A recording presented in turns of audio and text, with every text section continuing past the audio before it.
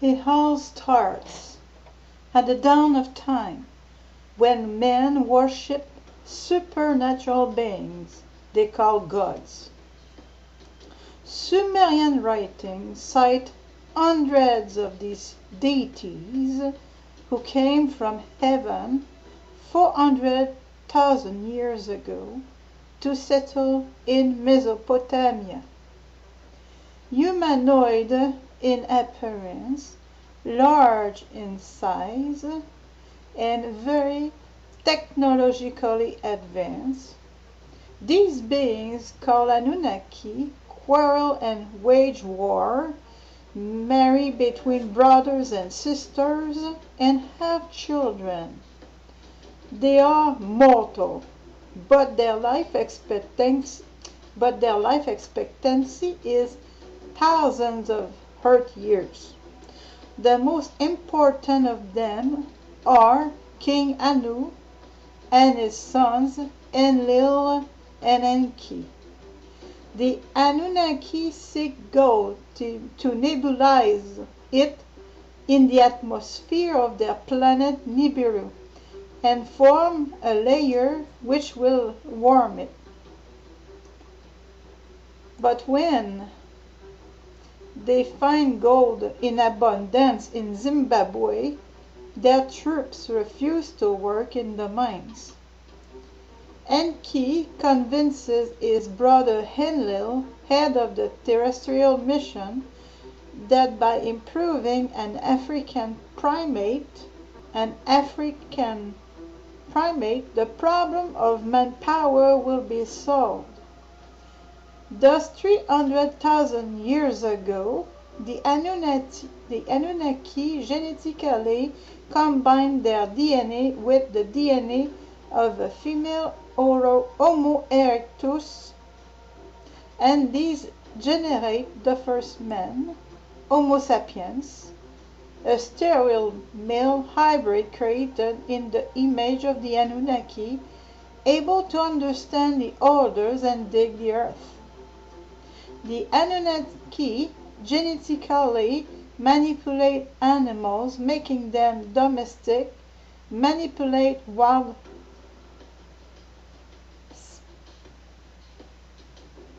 spell, I'm not sure it's the right word, okay? Which becomes wheat, and modify many other things in order to obtain an optimal system in their fenced field of Eden. For agricultural and breeding work in Eden, the Anunnaki improved Homo sapiens, which they call Adam, and for excavation in Africa, they clone simple men who only have to work to be thrown away after use. Tired of constantly cloning, the Anunnaki make the man fertile and create the woman, but genetically suppress the genomes that produce the clouds and the air so that they have no defense. Then they develop the genomes of their hair so that it grows continuously. This is unprecedented and complicates survival in nature. But the hair of women excites the Anunnaki, who abuse them and thus find a sexual outlet. Religions also always require women to cover their heads so as not to provoke, between commas, the desire of the gods. Indeed, never seeing them die, humans believe the immortal Anunnaki and worship them like gods. However, these gods behave like shepherds who impose their orders by the stick. Thus, under the threat of divine punishment is born religion, a very effective system of obedience which continues today. As the Annunaki organism is not suitable for terrestrial air, they calm their suffocation by inhaling the endorphins contained in the smoke of burned fat. Preferring to live at altitude, they hide in the mountains, are represented by the Edem, and build tall buildings that men must climb to meet them and take orders. Enlil, head of the Heart mission, still fears the intelligence of humans. He drives them out of Eden when they are too closely interested in research laboratories, and even causes a great flood, drowning all living beings, with the exception of the Anunnaki, who fled away and observed the disaster from their spaceships. But Enki warned Zeus, and he built an ark to save the genetic heritage of his family, animals and plants created for Eden. When the flood ends, there are only a few humans left on the mountains, and the Adam, Zeusudra, who mix with them and repopulate the world. That's when the Anunnaki decide to land. It won't be long. I'm translating from French.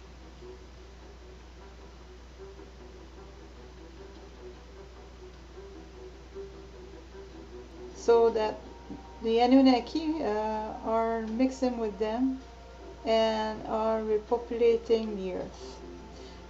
That's when the Anunnaki decide to land and share the world.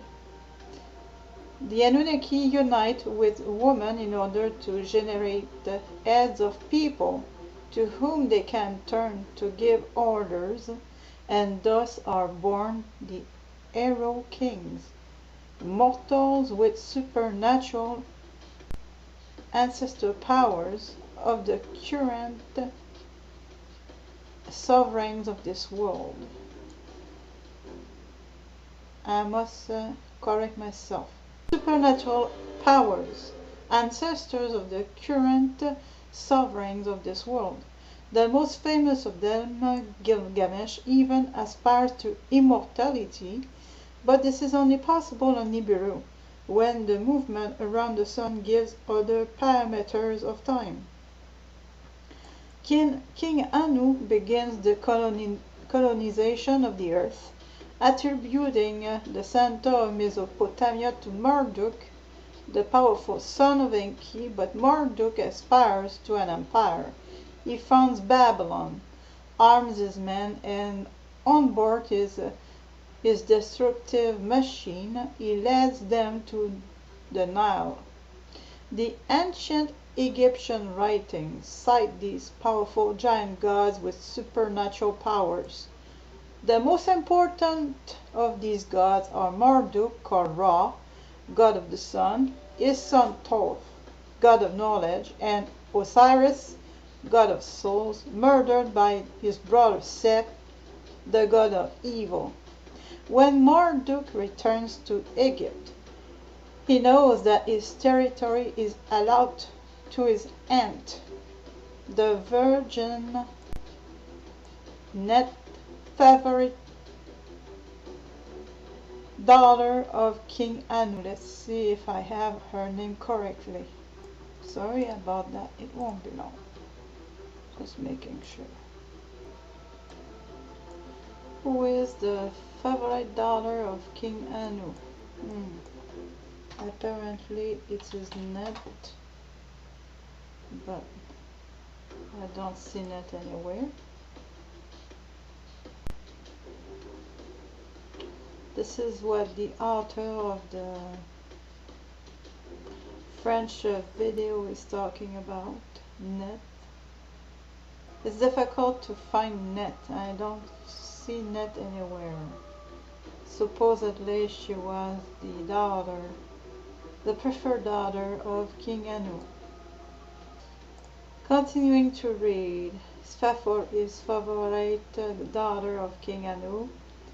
As he wants to replace Anu in power, Marduk attacks without scruples, I will say his daughter, until the pyramids. The Annunaki best, to which Sudan has been attributed, then takes advantage of this conflict. Repelling Marduk to Babylon and not in Greece. But Greece is already attributed to the brother of King Anu, the irascible god Poseidon, and this one doesn't want an intruder, even his niece Net, in favor of Net, called Athena by the Greeks. King Anu himself intervenes.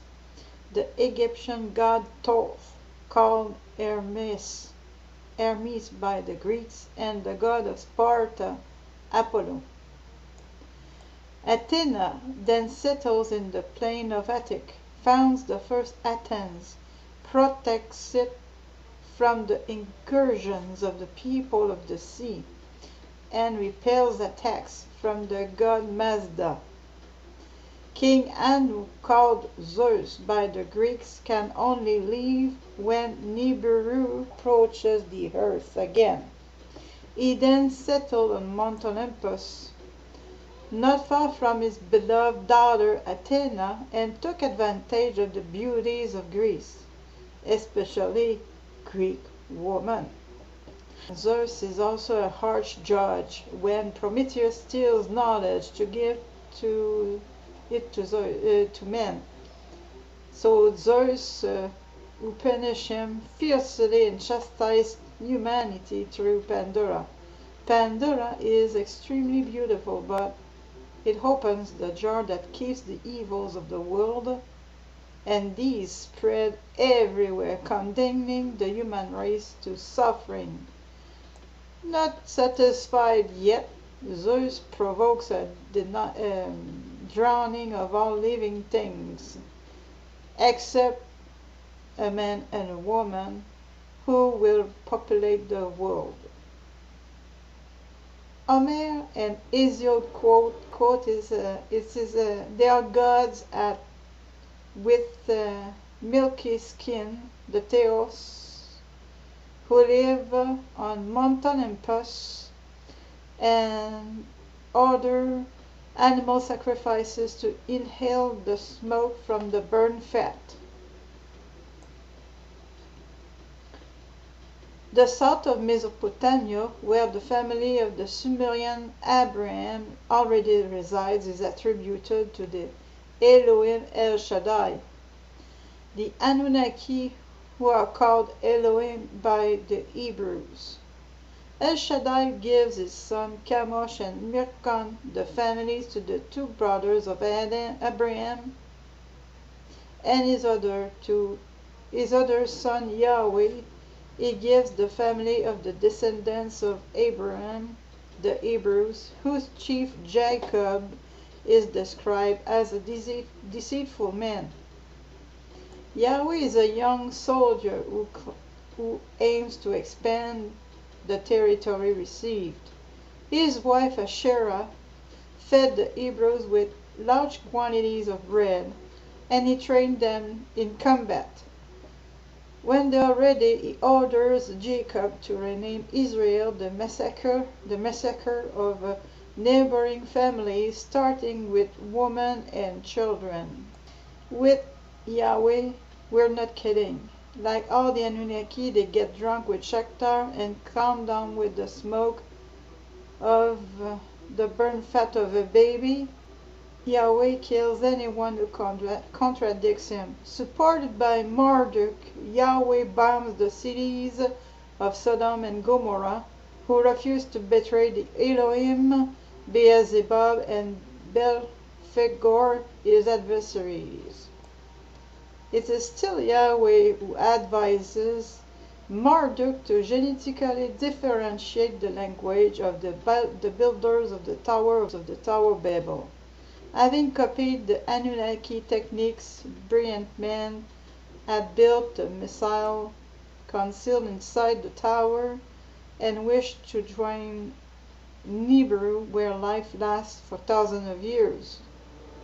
When the Babylonians replaced the Sumerians, of this people only remains the Hebrews of Jacob, whom Yahweh made move by promising them the land of Canaan. Since the episode of Sodom and Gomorrah, fearing for his own safety, Yahweh no longer uses these destructive weapons. The Hebrews thus fight alone, but their powerful neighbors, especially the Egyptians, often reduce them in slavery. So Yahweh organizes the flight of the Hebrews from Egypt. He instructs Moses to steal the Pharaoh, and with this loot he pays mercenaries to lead a generation of Hebrew warriors into the desert. Then he gives to Moses hundreds of orders so that they can manage on their own without calling him in vain. With this army, the Hebrews massacred the peoples they met on their way, arrived in the land of Canaan, and found Israel. Wanting to reach the prestige of the Greeks, who have the books of Homer, the Hebrews write the history of their pact with the Elohim Yahweh and tell the adventurers to join the promised land.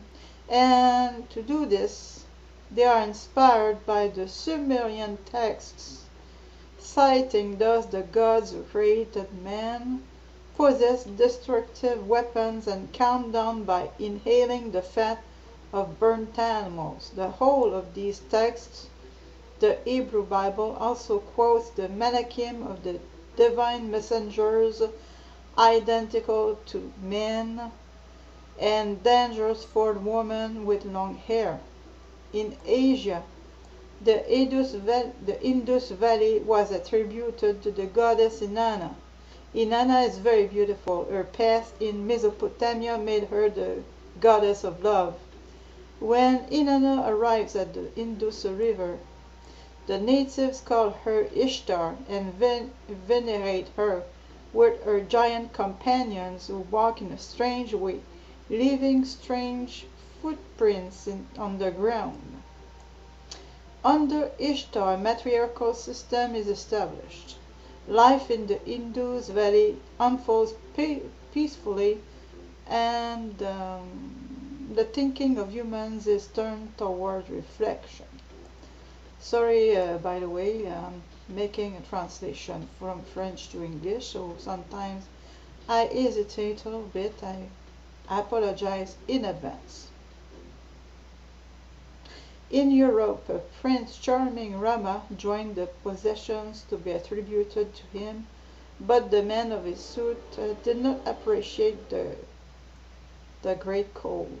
Then Rama leaves with his court of gods and humans, traveling the world in search of a territory or terrain. When they arrive in India, the god Brahma, to whom the north of India has been attributed, allows them to do it. Rama renamed Vishnu.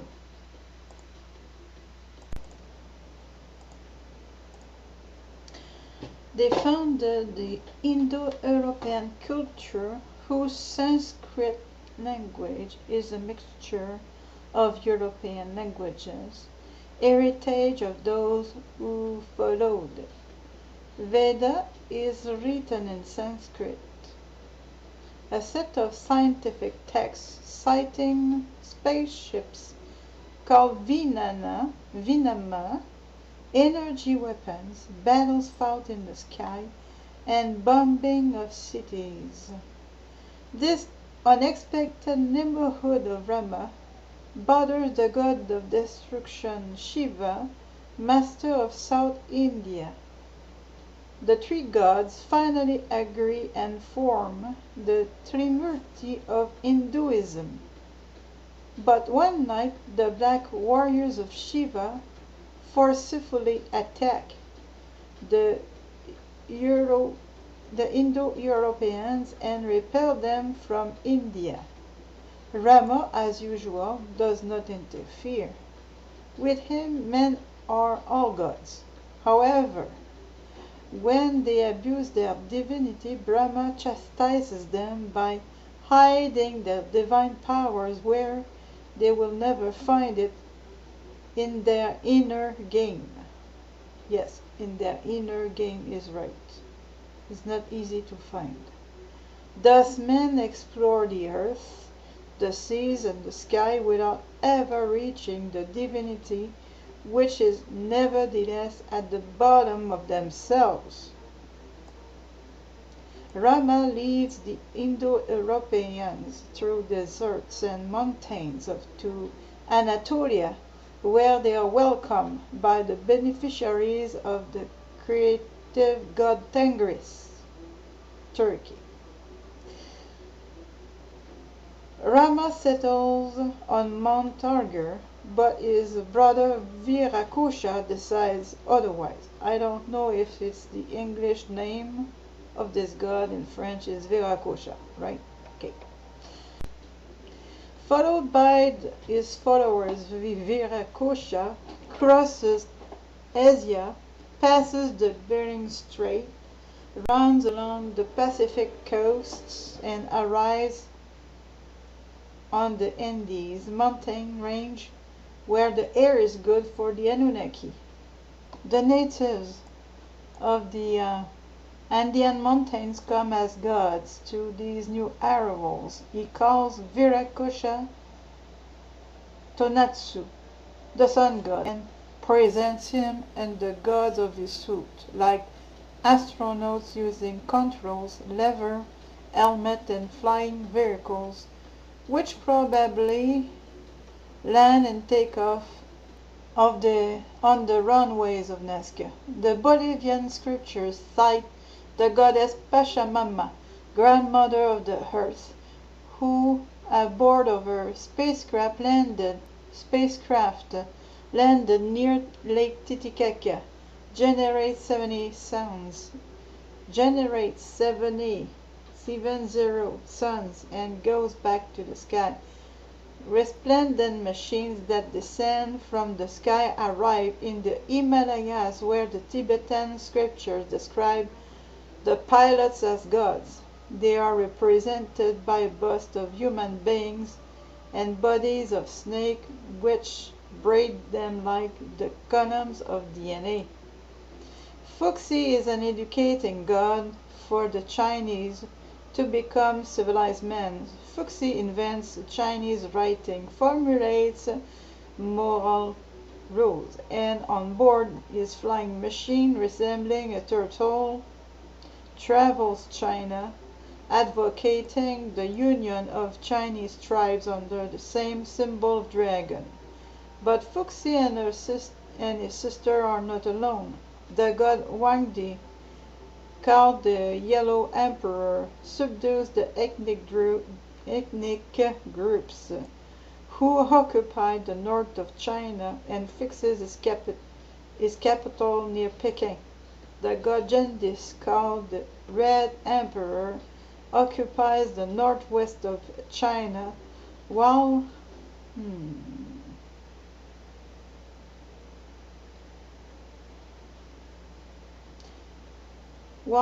Shu, the ancestor god of the Koreans, is limiting himself to containing its belligerent neighbors.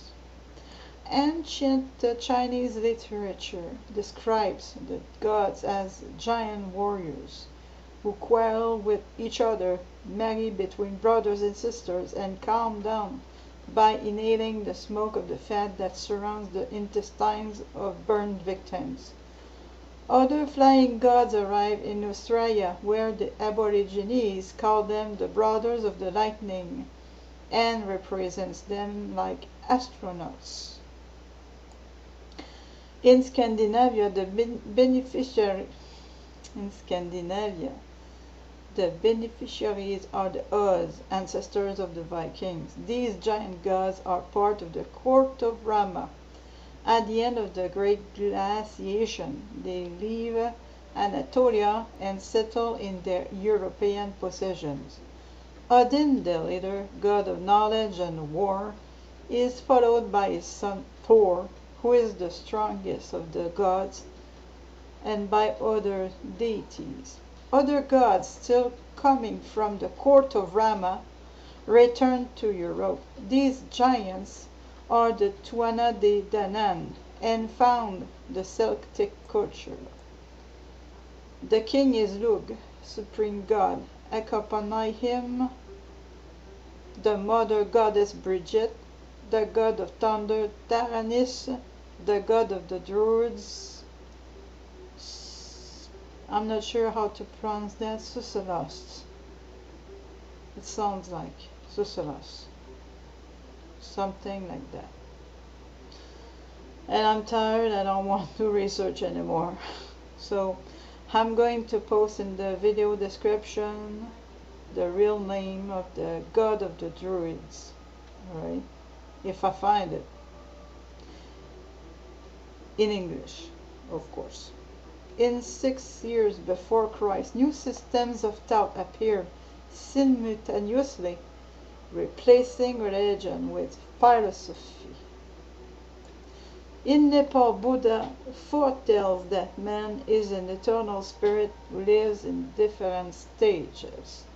In India, Jainism also preaches reincarnation and enlightenment. In China, Lao Tzu preaches the Tao, the perfect balance that supports the universe, or the so-called perfect balance. But Confucius refused to believe in supernatural arguments. In Greece, Socrates, Aristotle, and Epicurus also refused the supernatural and explained the world by the action of natural law. That doesn't prevent Athena to become the goddess of war, to dominate the Aegean military, but the conflicts continue between Athens and Sparta, weakened Greece, which is then invaded by Alexander le Grand, and will be later by the Romans. At that time, the men multiplied out of proportion. It is difficult to control them. The gods, although equipped with deadly weapons, are only a few hundred and have only a technical power. Athena understands the situation and adapts, preferring the warlike character of the Romans to the Greek philosophy. She shifts her interest to the promising Rome, the new center of power. Athena is then called Minerva by the Romans. Zeus becomes Jupiter, Poseidon becomes Neptune, and so on. Ancient Roman literature describes its gods as warring giants who calm down, inhaling the smoke from the fat of burnt animals. The Roman Empire dominates the nations which surrounds the Mediterranean, including Israel, where the Virgin Mary is visited by the Archangel Gabriel and gives birth to Joshua. Joshua, now called Jesus by the combination of the two names Joshua and Zeus, to bring out the divine character, is genetically generated to accomplish a mission ordered by Yahweh, the Elohim of the Hebrews. He must drive the Romans out of Israel. The benevolent conduct of Jesus not being in accordance with the orders The Jewish rebellion fails and Yahweh abandons him to the Romans. But Jesus runs away. He is taken alive from the cross and carried to heaven on a spaceship. Hebrew historian Flavius Josephus writes that when the Romans destroyed Jerusalem in response to this rebellion, the deities left in large celestial chariots, and Tacitus claims that there were battles in the heavens. The Elohim Yahweh disappears forever from Israel, and the Romans strengthen their occupations. It is then that a Roman Jew Paul, to demonstrate his own religious thesis, manipulates the Hebrew Bible and invents that Yahweh is the only God, creator of the universe and of man, and that Jesus is the Son of Yahweh, sent to earth to free man from original sin. But the Hebrew Bible does not speak of any sin or Yahweh as a creator God. Moreover, to affirm that a man is a son of God is blasphemous for the Hebrews. Christianity is imposed to the Roman Empire anyway, and the Hebrew Bible reworked, joined to the text quoting the life of Jesus, composes the Christian Bible. Christians soon divide and enter into conflict over the question of the divinity of Jesus.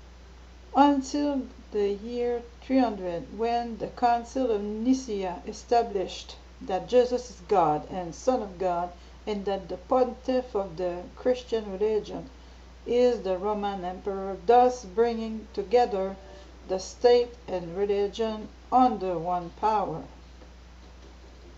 From the Catholic Church in Rome, heir to Paul's Christianity,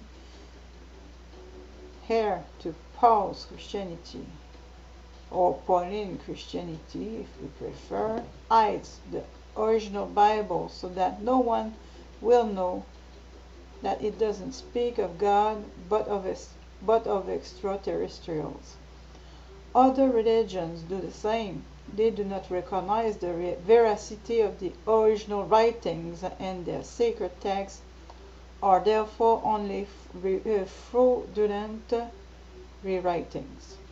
How the ancient writer thus scattered around the world could have invented beings and facts so similar to each other.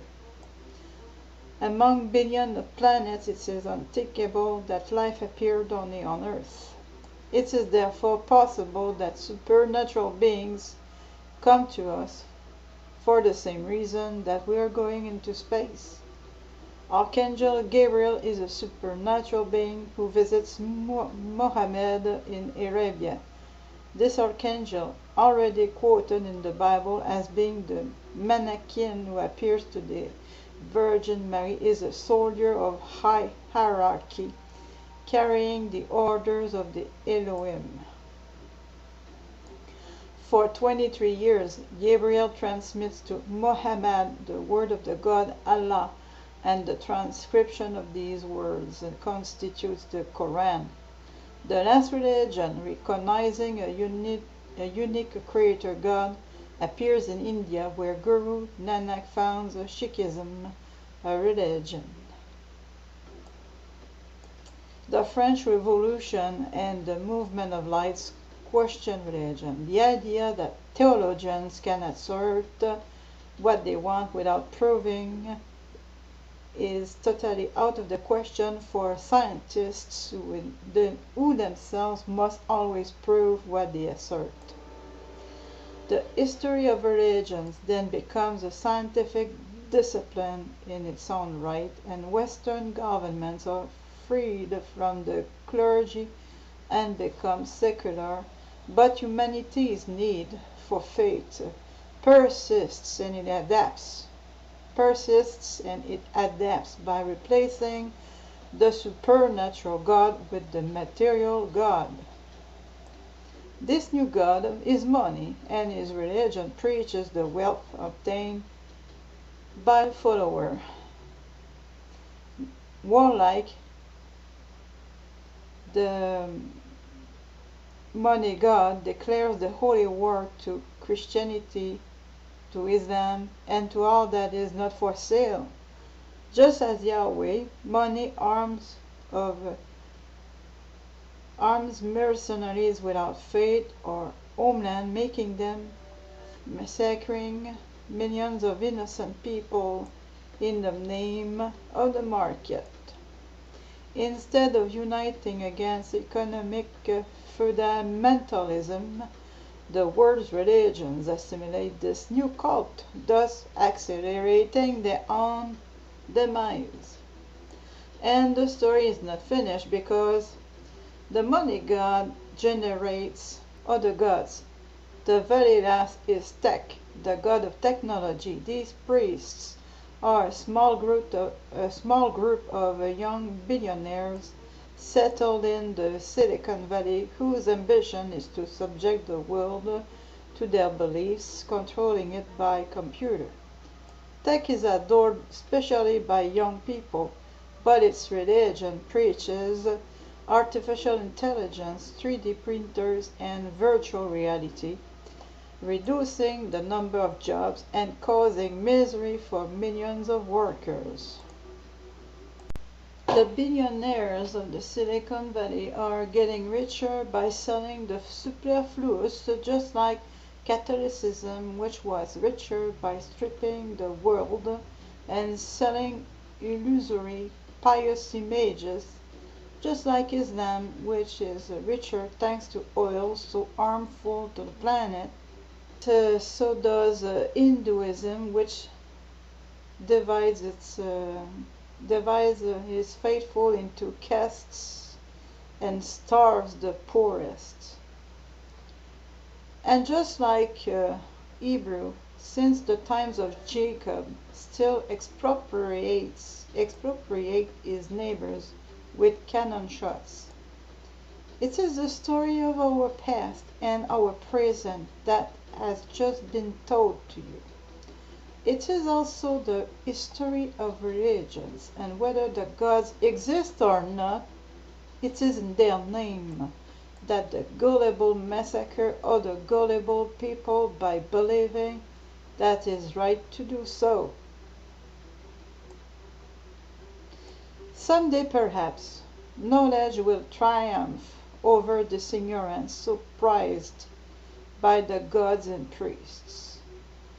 Then we will be so advanced